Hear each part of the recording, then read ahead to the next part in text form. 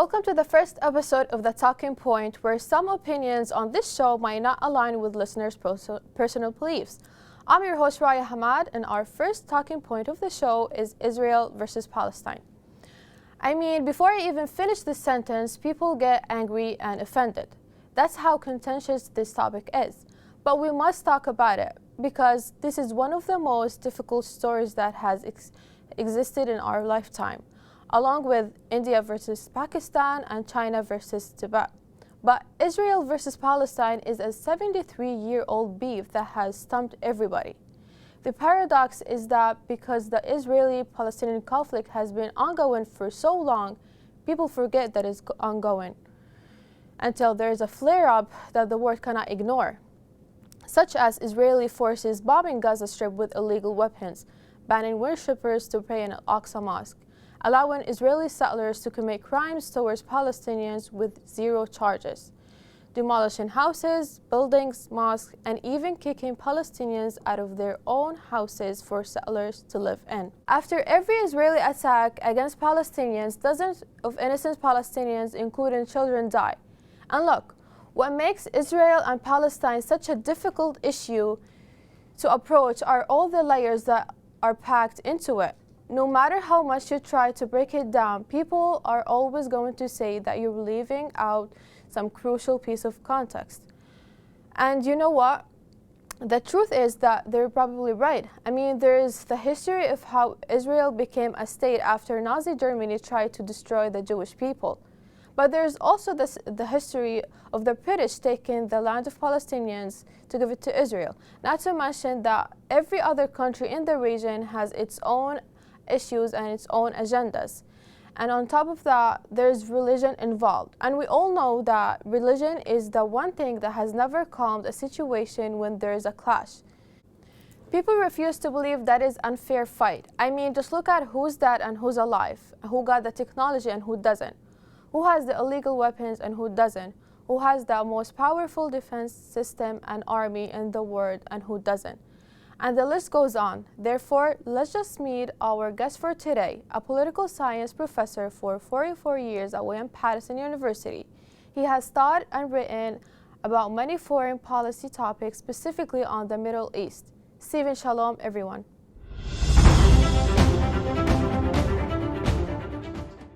First, what is the source of this? Well, I think there's a lot of evidence that initially this had very little to do with religion. The founders of the Israeli state were all Jews, but some of them, in fact, quite a few of them, were atheists. They were not doing this because they read something in their Bible that told them this is what we must do. Rather, it was the same, it was really driven by two things. One is that lots of nationalities, lots of groups of people that had something in common, like they all spoke Italian or they all spoke Hungarian, have had a nationalist impulse that they wanted to have a state of their own, and that people of their nationality deserved certain privileges in that state. In addition, because Jews had been mistreated over hundreds, thousands of years, they felt a certain pressure to establish some kind of state that might protect them. But in fact, the idea of having a separate Jewish state was not a very popular idea with most Jews until World War II. That is, most Jews looked for different approaches to protect themselves from anti-Semitism that ravaged Europe especially. Most of them said either we should join radical democratic movements that will make our anti-Semitic states into democracies. And so in France, lots of Jews supported the French Revolution, and the idea, one of the principles of the French Revolution was liberty, equality, fraternity, and the French Revolution abolished anti-Semitism. Now, that didn't mean they got rid of it in people's minds, and it came back numerous times again, but lots of Jews put their faith in that. If we have a society that is democratic, then we as a minority will still be safe. Other Jews thought we could assimilate. We could sort of just fit in. We don't have to, make a special claim that we are Jews. We could sort of pass for anybody else. That was a second approach. A third approach, and this was followed by a political party in the Russian Empire called the Jewish Bund. This was a labor union. They said, we're Jews. We think we have something in common as Jews, but we don't want to state somewhere else. We want to fight for change here. The smallest group of Jews said, we're never going to be able to establish equality in Europe. We're never going to be able to establish equality in these anti-Semitic societies, because even in France, which had the French Revolution, we saw a resurgence of anti-Semitism. Therefore, we need a separate state. And some of those early people who said we need a separate state didn't really care where it was. It could be in Africa, it could be in Palestine, it could be anywhere, as long as we got a separate state was the idea. Okay. Well, that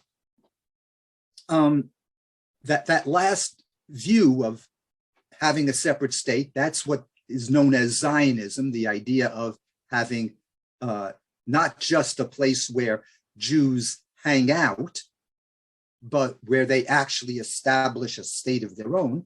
That view, as I say, was quite unpopular among world Jewry in Europe, in the United States, and so on. They were coming into the country as settlers, as colonialists for 50 years before that. And as they formed communities there, they were forming institutions, they formed an army, and in 1947, when the UN, and there were many clashes between these Zionist settlers and the native Palestinians, and the UN finally said in 1947, this is a mess that's going on in Palestine, and the solution we've come up with is let's divide Palestine into a Jewish state and a Palestinian state. And they gave about 55% of Palestine to the Jewish state and 45% to the Palestinian state, even though the Palestinians were 2/3 of the population. So you might have said, we should just have one state in Palestine with Jews and Palestinians, and it'll be run democratically. But of course, then the Jews only would have been 1/3 of the population and would have been outvoted on many issues. Okay. Or you could say, let's sort of divide up. The Jewish areas will be a Jewish state and the Palestinian areas will be a Palestinian state. But the Jews tended to be more concentrated in the cities. And so if you just said, we're going to put a circle around Tel Aviv, that's pretty much a Jewish city, and circles around the Jewish agricultural communities, the kibbutzim, Jews would have had a very tiny state. But they didn't then say, okay, because the Jews are about 1/3 of the territory, we'll give them 1/3 of the population, we'll give them 1/3 of the state. No, they gave them 55% of the state. But fighting broke out between Palestinians and the Zionist military forces. And the Palestinians were militarily much worse off than the Zionists. The Zionists had been building a military machine over the years for just this moment. Palestinians were not well prepared. There were massacres of Palestinians, and lots of them were being driven out. And so on May 15th, 1948, when the British officially left Palestine, neighboring Arab countries said, we are coming into this war in order to protect Palestinians. And Israel then militarily defeated the neighboring Arab countries and the local Palestinians. And when the smoke cleared, Israel was in control of 78% of Palestine. So they had been a third of the population. They were given 55%, but they expanded their territory to 78%. Now, why were they able to defeat all these Arab countries? In part because the Arab countries were all looking out for their own interests, not really looking to protect the Palestinians. Jordan in particular made a secret deal with the Israelis. We will only attack, said Jordan, we will only attack in the areas of Palestine that were given to the Palestinian state. We won't attack territory that was given to the Jewish state. And sure enough, when the war ended, Israel had 78% of Palestine. Egypt had a little bit, Gaza, and Jordan had taken over the West Bank and East Jerusalem. And they immediately, their name had been Transjordan because they were across the Jordan River. After 1949, they changed their name to the Hashemite Kingdom of Jordan, and the West Bank was now integrated into Jordan as part of their territory. So both the Israelis and Jordan, in a way, conspired to make sure Palestinians would not have a state of their own. In 1967, that territory, the West Bank, Israel seized it from Jordan and put it under their occupation. The United Nations has two main bodies, the Security Council and the General Assembly. In the General Assembly, every country gets a vote. In the Security Council, there are just 15 members, but 5 of those members have veto power, meaning they can block any resolution from being passed. One single no vote from one of those 5 permanent members, they're called, prevents a resolution from being adopted. So for years and years, the General Assembly has been passing resolutions condemning Israeli violations of international law, condemning Israeli violations of international humanitarian law. But the way the UN is structured, resolutions that come from the General Assembly are just recommendations. It's only resolutions that come from the Security Council that actually have clout, that can actually try to force someone to comply. Every time a resolution has come up in the Security Council criticizing Israel, no, I'm sorry, I take it back. Many times when resolutions come up in the Security Council condemning Israel, the United States vetoes. The United States has cast more vetoes in defense of Israel than for any other purpose. Now, we see this today, for example, regarding Ukraine. A resolution came up in the Security Council condemning the Russian invasion of Ukraine. Russia vetoed. So nothing passed. It then went to the General Assembly. The General Assembly voted heavily to condemn the Russian invasion, but the General Assembly resolutions are just recommendations. And so Israel has been able to get away with its violations of international law, its violations of international humanitarian law, because it has an enabler, a powerful country, namely the United States, that will generally, not every time, but almost every time, veto a resolution. There was a famous resolution criticizing the settlements in 2016, in December 2016. So Obama had just ended his term as president, but he still had 2 more months to go. So there was a resolution condemning the settlements, and Obama ordered the US UN ambassador to abstain. So when you abstain, you don't veto. Okay. So that's that was a rare incident. This was because Obama had gotten so fed up with Netanyahu, because Netanyahu had come to Congress to denounce Obama for his Iran nuclear deal and so on.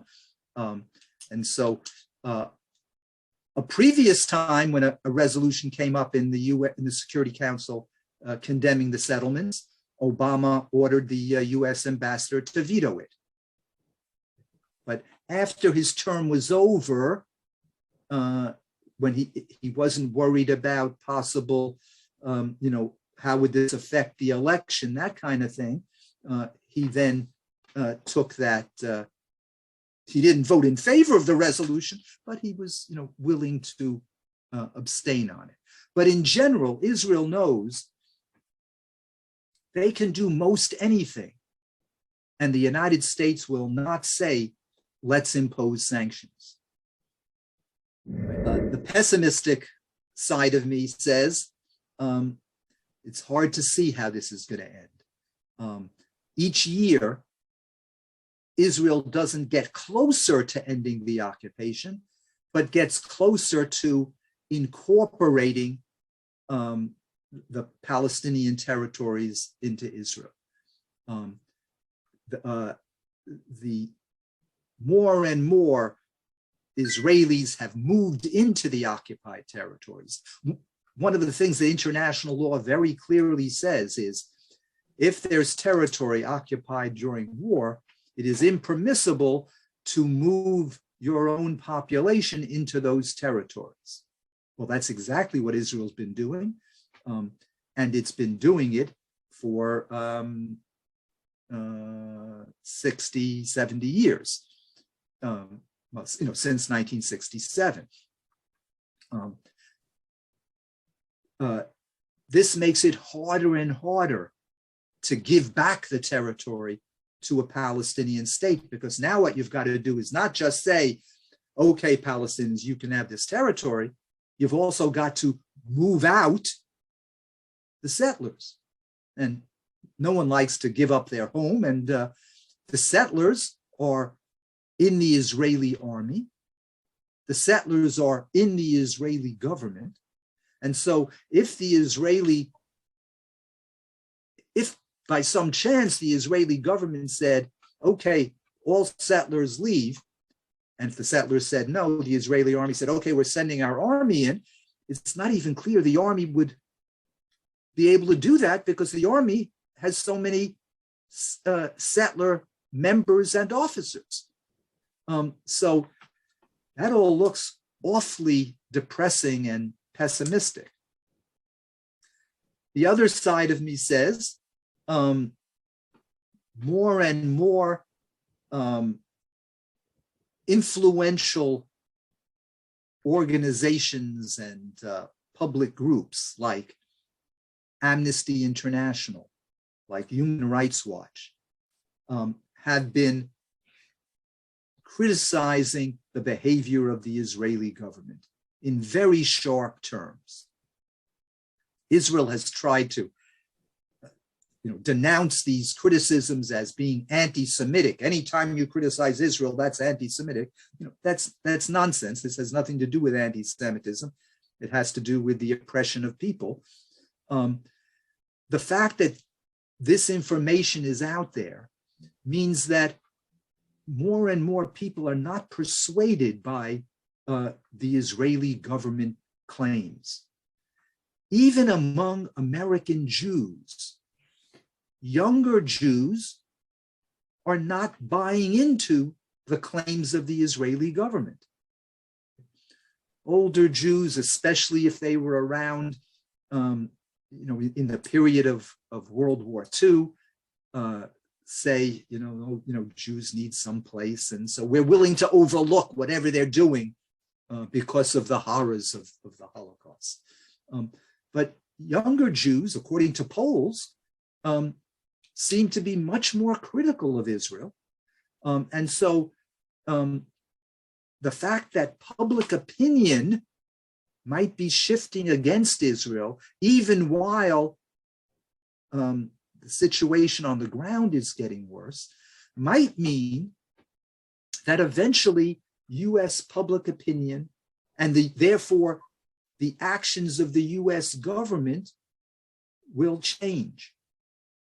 If pressure can be put on the US government, if pressure can be put on the government of Israel by boycott, divestment, sanctions, those kinds of things, maybe that will lead the US government to back off of its non-stop support for Israel and be willing to accept something that offers some hope for the survival and well-being and prosperity of the Palestinian people.